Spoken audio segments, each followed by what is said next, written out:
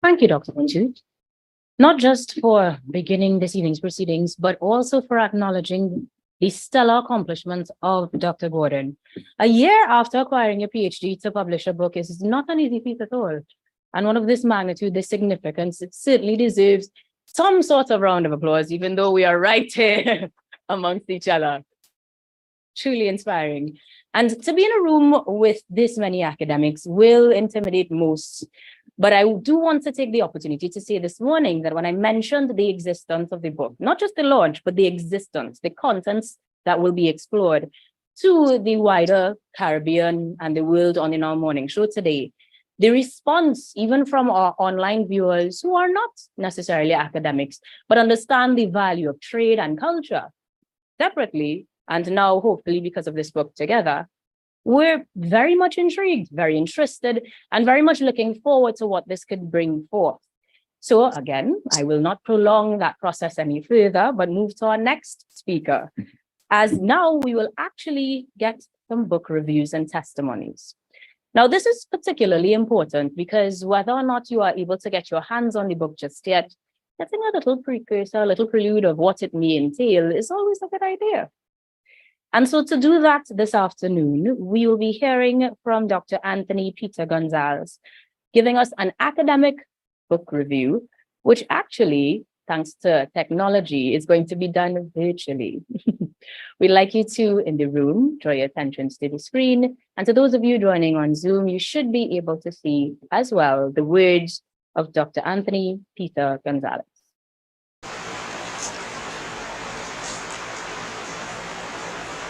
Pleasant good day to all.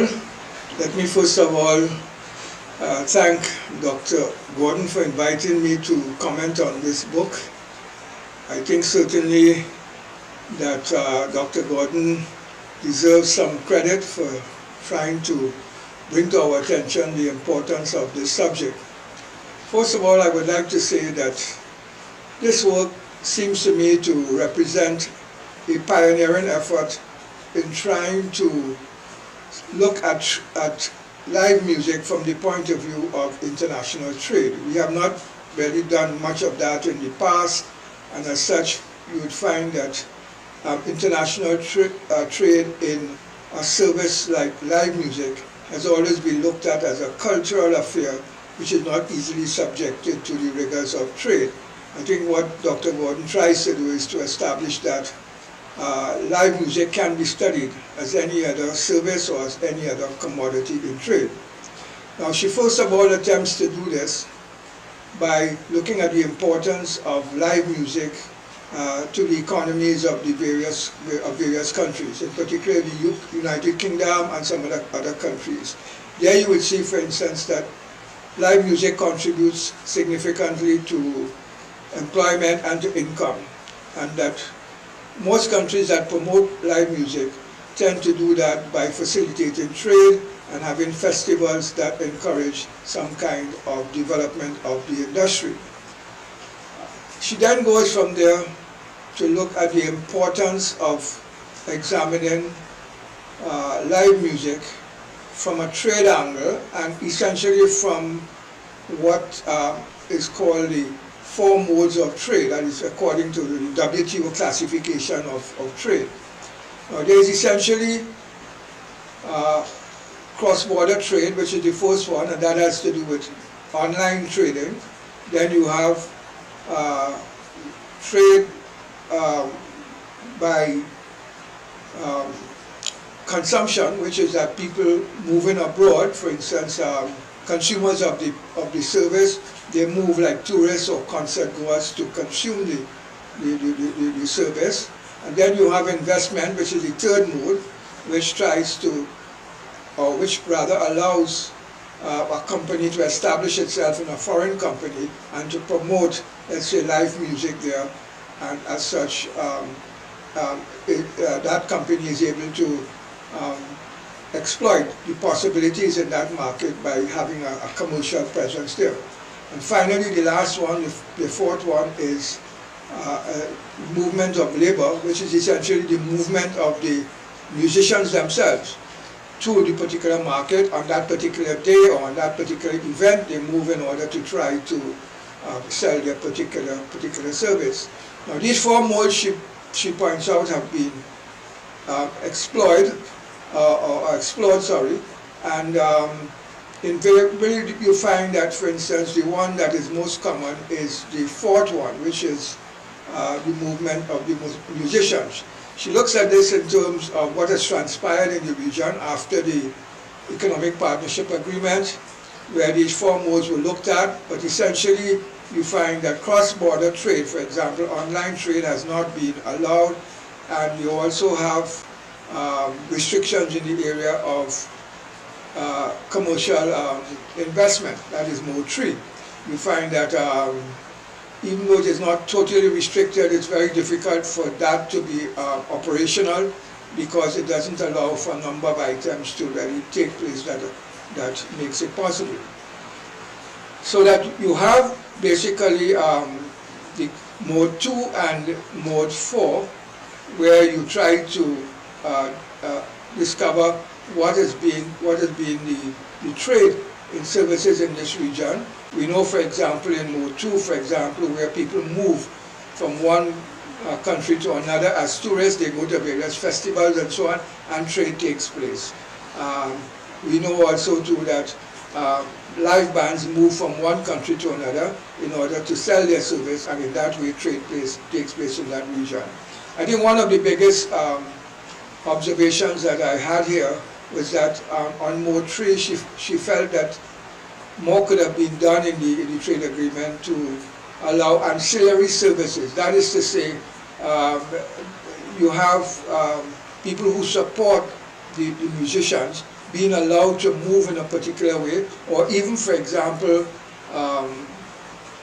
the musicians being able to use certain ancillary services in the host country. That is to say, these musicians can employ professionals in the market to which they're selling that particular service, and get them to try to establish the service in that market. So basically, as far as the author is concerned, there are certain restrictions which operate that restrict the movement of this service, and in addition to these restrictions, you have a problem in terms of the wider conception of international trade. That is to say, if you look at the question of trade facilitation and all the obstacles that go to restricting trade, you see there are a number of other obstacles to trade in the region. She tends to highlight the question of culture, for instance, how important culture and language tend to be in terms of this trade. She also points out where even countries that may have certain similarities, certain cultural similarities, you would find that there are certain aspects which tend to restrict that trade, like language and so forth.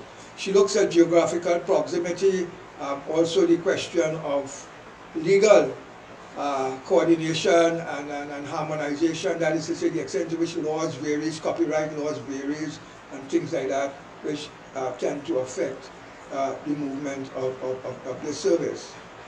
Basically, the author tries to facilitate future researchers by giving a research design for looking at this question of trade.